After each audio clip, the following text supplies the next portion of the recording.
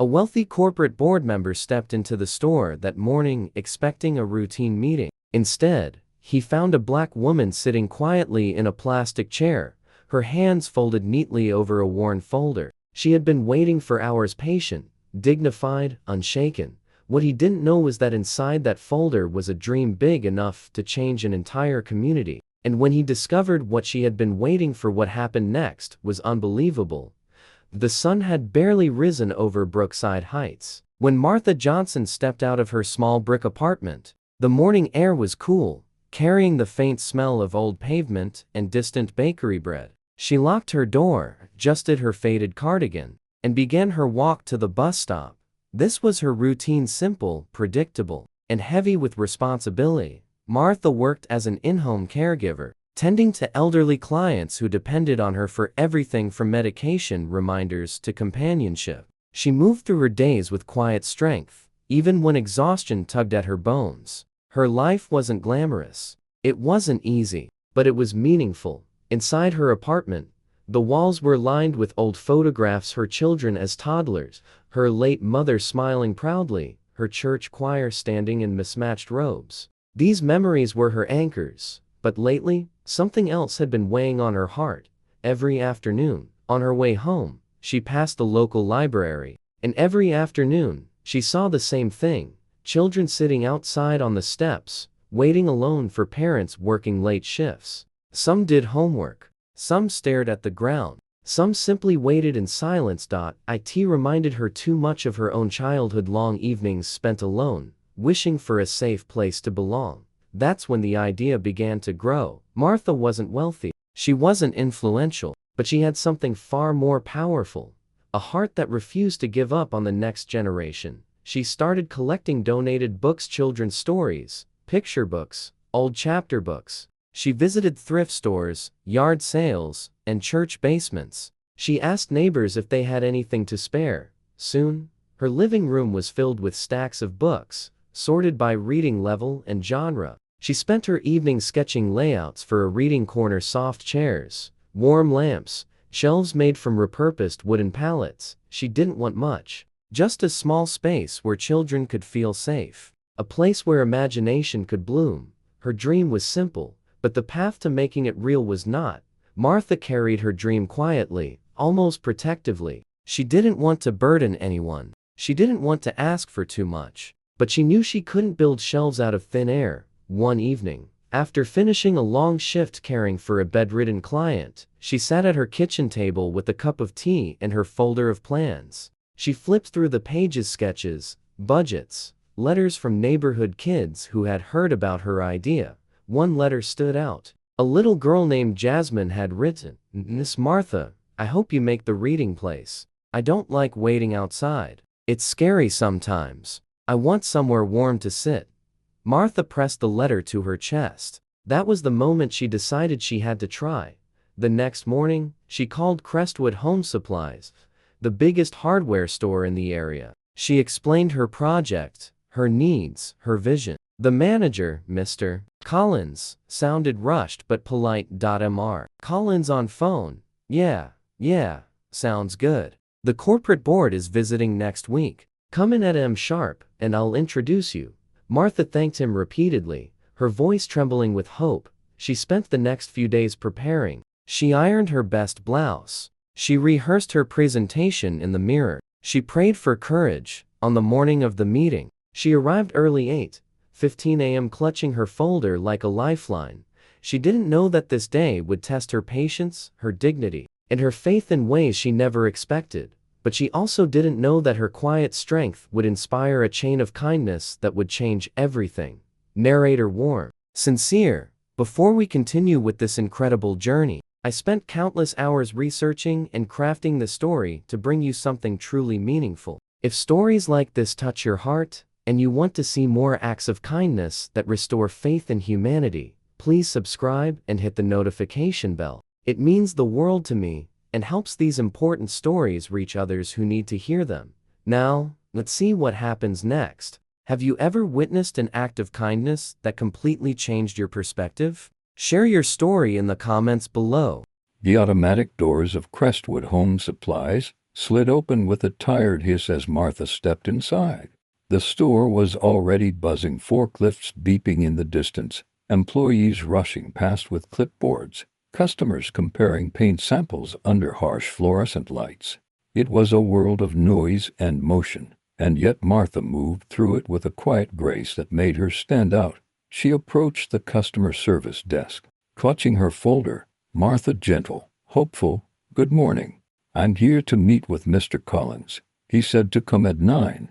The young woman behind the counter barely looked up. "Employee, have a seat. You'll be out." Martha nodded and took a seat in the plastic chair nearby. She placed her folder on her lap, smoothing the edges with careful fingers. She had rehearsed her presentation so many times she could recite it in her sleep. Minutes passed, then more. Employees walked by, glancing at her with mild curiosity. And then someone stopped. A young cashier, no older than 25, paused mid-stride. His name tag read Ethan. He noticed the folder, the neat blouse, the calm posture. Something about her reminded him of the women who had raised him strong, patient, overlooked far too often. "Ethan, Mom, can I get you some water? You've been waiting a while." Martha looked up, surprised by the kindness. "Martha, oh, thank you. That's very thoughtful." He returned with a small cup of water and a warm smile. It was a simple gesture, but it cracked open the first layer of connection between them. At that moment, the store manager, Mr. Collins, emerged from the back office. He was in his early 40s, sharply dressed, and carried himself with the confidence of someone who rarely heard the word no. He glanced at Martha, then at Ethan. Collins, impatient. "Ethan, breaks over.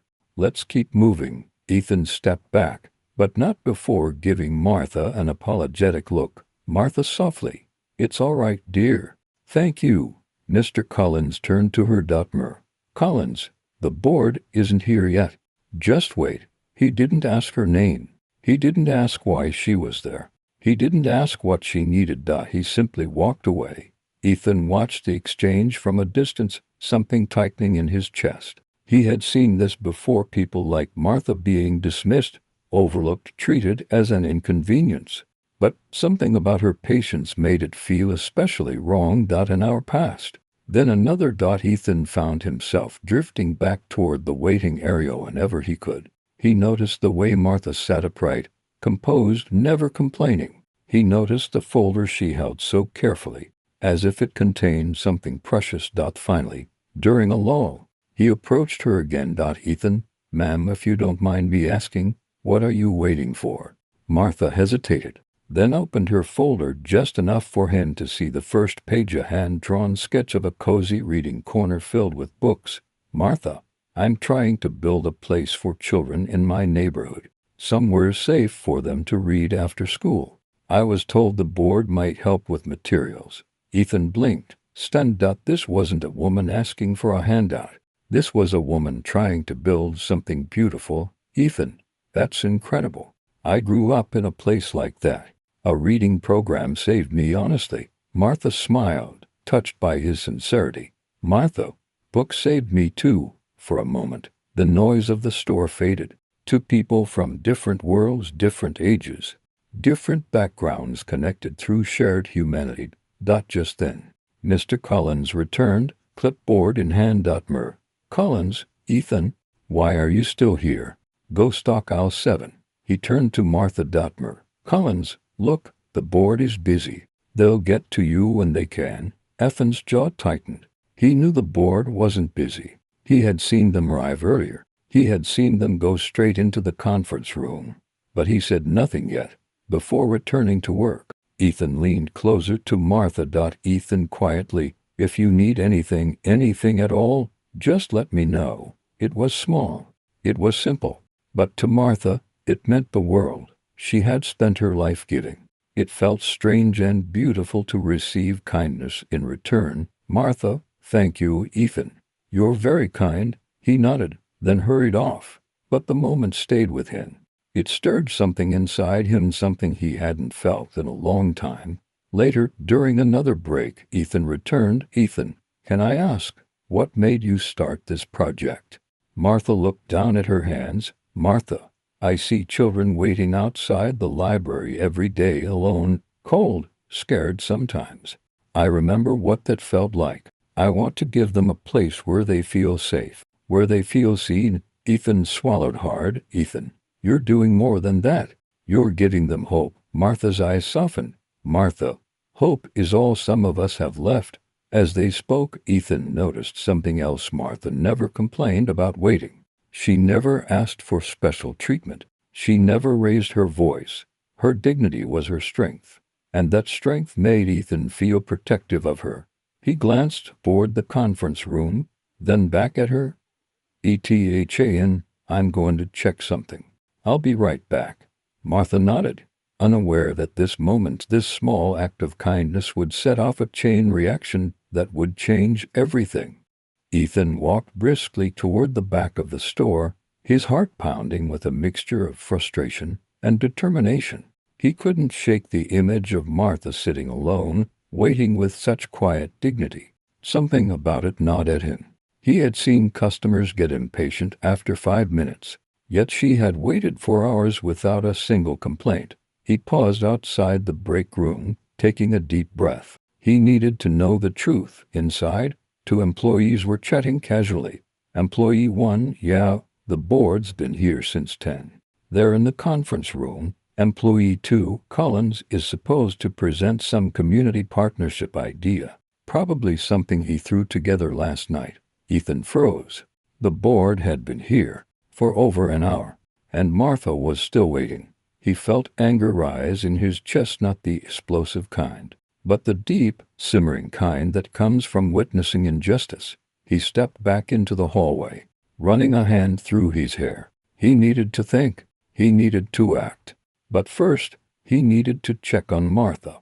When he returned to the waiting area, Martha was still sitting in the same chair, her posture straight, her hands folded over her folder. But her eyes, they looked tired. Not defeated, but weary in a way that only years of being overlooked could create. Ethan approached her gently. "Ethan, Mom? I'm really sorry you've been waiting so long." Martha looked up and smiled softly. "Martha, oh, don't you worry about me, dear. I've waited for bigger things in life." Her words were calm, but they carried a lifetime of experience. Ethan sat down in the chair beside her, lowering his voice. "Ethan, I don't think Mr. Collins told the board you're here." Martha blinked, surprised but not shocked. "Martha, well, maybe he's busy, Ethan." "No, he should have told them. You deserve to be heard." Martha studied him for a moment, seeing sincerity in his eyes. "Martha, you're very kind, Ethan, but I don't want to cause trouble." "Ethan, sometimes trouble is what makes things change." It was the first time she saw a spark of fire in him, something protective, something brave. Over the next hour, Ethan found excuses to return to her. A question about inventory, a request for help in another aisle, a quick check-in. Each time, their conversations grew deeper. He learned that Martha had raised children alone after her husband passed away. He learned she worked long hours caring for elderly clients. He learned she volunteered at the library every weekend. And she learned that Ethan had grown up in a rough neighborhood, raised by a single mother who worked 3 jobs. He told her how a local reading program had changed his life, how books had given him a way out. "Ethan, if it weren't for that program, I don't know where I'd be." "Martha, that's why I want to build this reading corner. Children need a place to feel safe, a place to dream." Ethan nodded, his voice thick with emotion. "Ethan, you're doing something incredible." Miss Martha, for the first time that day, she felt seen. As the hours passed, other employees began to notice the connection forming between them. Some smiled warmly, touched by the sight of a young man showing such respect to an older woman.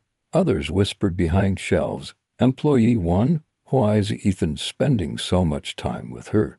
"Employee 2, he's always been soft." Too soft. But there were also those who admired him. Janitor quietly to Ethan, "She seems like a good woman. Don't let Collins push her aside." Ethan nodded, feeling the weight of responsibility settling on his shoulders. At one point, Martha reached into her folder and pulled out a small stack of handwritten letters. Martha, these are from the children. They wrote about why they want a reading corner. She handed one to Ethan. He unfolded it carefully. It was written in crayon. I want a place to read because my mom works late, and I get scared waiting outside. I want to feel safe. Jessamine, age 7. Ethan swallowed hard. Ethan, they need this. They really need this. Martha nodded. Martha, that's why I'm here. Even if I have to wait all day. Her voice trembled slightly, not from frustration, but from the weight of her mission. Just when Ethan was gathering the courage to approach the board himself, Mr. Collins returned, this time with a stern expression. Collins, Martha, I'm afraid the board won't have time to meet with you today. You'll have to come back another time.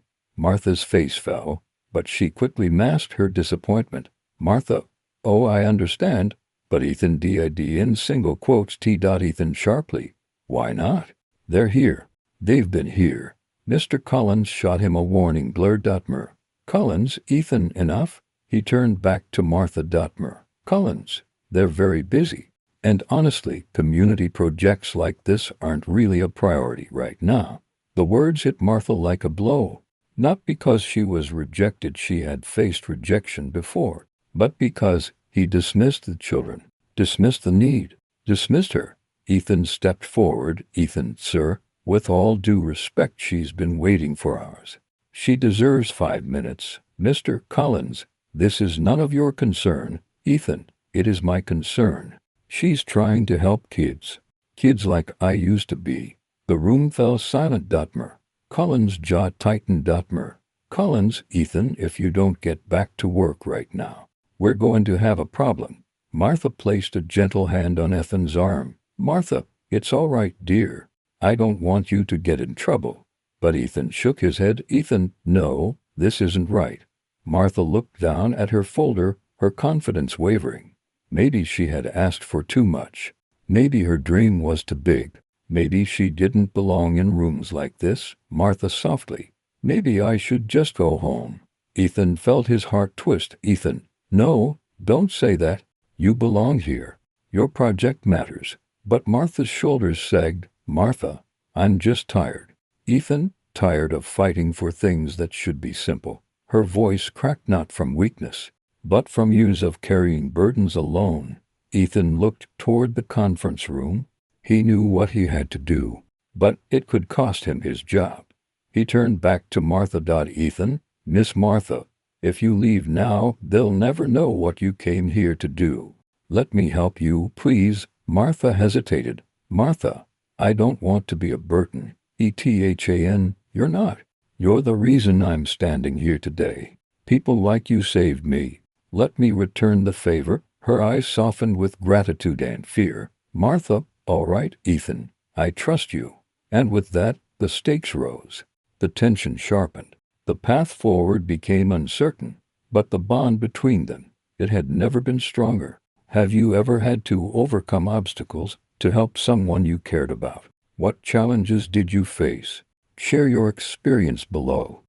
Ethan stood in the middle of the aisle, breathing hard, his mind racing. He knew what he had to do. He also knew it could cost him his job.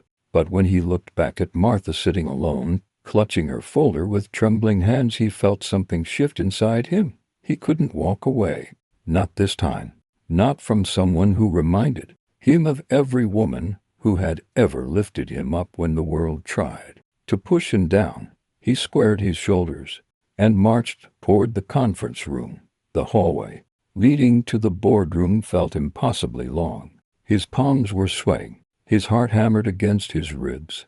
But he kept walking. When he reached the door, he hesitated only for a second before knocking. Inside, voices fell silent. A moment later, the door opened, revealing a sharply dressed board member with silver hair and piercing eyes. Board member, yes. Can we help you? Ethan swallowed hard. Ethan, there's someone you need to meet. She's been waiting for hours. She has a community project that could change lives. The board member raised an eyebrow. Board member, and why hasn't Mr. Collins brought her in? Ethan hesitated. then spoke the truth, Ethan. He didn't tell you she was here. A murmur rippled through the room behind the board member. Board member, bring her to us, now? Ethan nodded, relief flooding through him. Back in the waiting area, Martha looked up as Ethan approached. His expression told her everything. Ethan softly, they want to see you. Right now, her breath caught. Martha, oh my. Are you sure? Ethan, yes, come on. You deserve this. He offered his arm, and she took it, rising slowly. Her legs felt unsteady, but her spirit felt lighter than it had in years. As they walked toward the boardroom, employees watched with curiosity. Some smiled, some whispered, but Martha kept her eyes forward, her heart pounding with a mixture of fear and hope. When they reached the door, Ethan squeezed her hand. Ethan, you've got this, she nodded, then stepped inside. The boardroom was large and intimidating. Polished wood table, leather chairs, a wall of windows overlooking the city. Martha felt small, but she stood tall. Board member, please, have a seat. We understand you've been waiting a long time. Martha sat, placing her folder on the table. Martha, thank you for seeing me.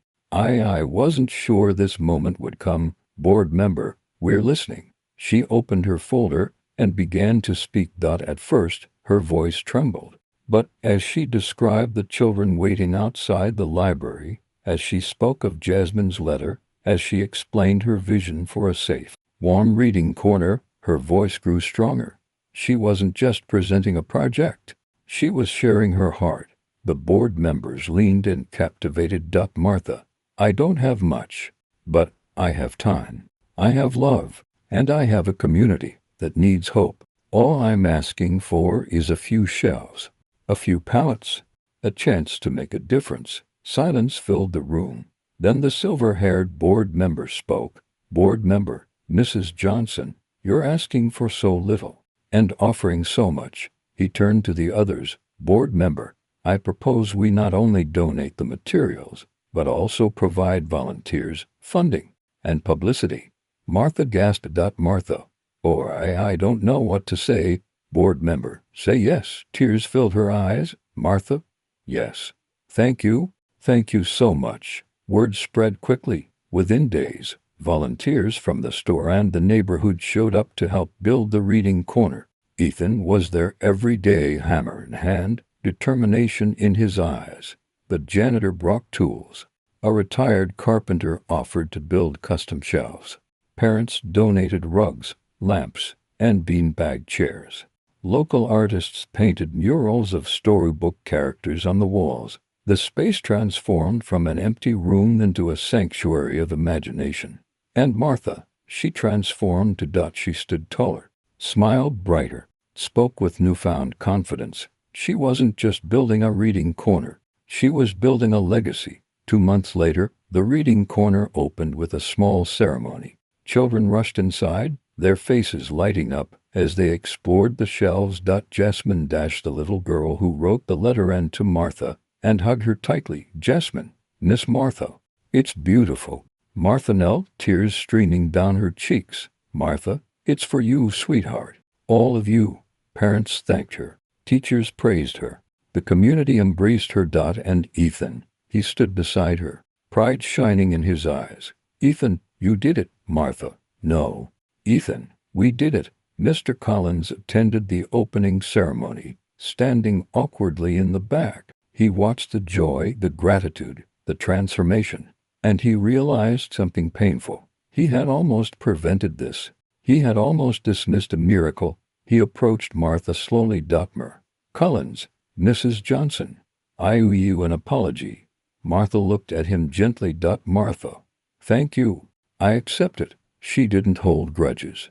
She didn't need to. Her victory was bigger than his mistake. Weeks later, something remarkable happened. A young boy approached Martha with a shy smile. Boy, Miss Martha, can I help read to the little kids? Martha's heart swelled. Martha, of course you can. And just like that, the cycle continued. Children who once waited alone were now helping others feel safe. The reading corner became more than a room. It became a movement, a reminder that kindness doesn't end, it multiplies. This story shows how one act of kindness can change everything. What's one way you could make a difference in someone's life today? Challenge yourself and share your commitment in the comments. The months following the opening of the Reading Corner brought changes no one could have predicted. Martha Johnson became a quiet local hero not because she sought recognition, but because her work spoke for itself. The Reading Corner grew into a beloved community hub. Children who once waited alone now spent their afternoons curled up with books, laughing with volunteers, or listening to story time led by Martha herself. Parents noticed the difference. Teachers noticed the difference. Even the city council took note, inviting Martha to speak at a community development meeting. But Martha remained humble. "Martha, I didn't build this alone. This was all of us." Ethan continued working at Crestwood Home Supplies, but something in him had changed too. He walked with more confidence. He volunteered every weekend. He even enrolled in night classes. Inspired by Martha's belief in education, one evening, as he helped restock shelves, the silver-haired board member approached him. "Board member, you showed courage that day. We need more people like you in leadership. Have you ever considered management training?" Ethan was stunned, but he accepted. His life was changing because he chose to stand up for someone who needed him. As for Mr. Collins, the manager who once dismissed Martha, he learned a hard but necessary lesson. He remained at the store, but his attitude shifted. He became more attentive, more patient, more aware of the people around him. Sometimes, regret is the beginning of growth. Stories like this remind us that kindness isn't always loud. Sometimes it sits quietly in a plastic chair, waiting for someone to notice. Sometimes it takes the form of a young man who refuses to stay silent. Sometimes it looks like a community coming together to build something beautiful out of almost nothing. Martha's story is a testament to the power of compassion, to the strength of ordinary people doing extraordinary things, to the belief that every child deserves a safe place to dream. Her journey shows us that kindness doesn't just change one life, it creates ripples that touch entire communities. It inspires others to step forward. It transforms hearts, minds, and futures, and most importantly, it reminds us that we all have the power to make a difference. If this story touched your heart, please take a moment to like this video. It helps more people discover these powerful stories of human kindness. And if you want to hear more tales that restore faith in humanity, make sure to subscribe and hit the notification bell. I pour my heart into bringing you stories that matter, stories that remind us of who we can be at our best. Most importantly, look for opportunities in your own life to be someone's unexpected blessing. A kind word, a small gesture, a moment of courage. You never know whose world you might change. What act of kindness will you perform this week? Share your commitment in the comments below. You might inspire someone else to do the same. Thank you for watching. And remember, kindness is never wasted. It always finds its way back.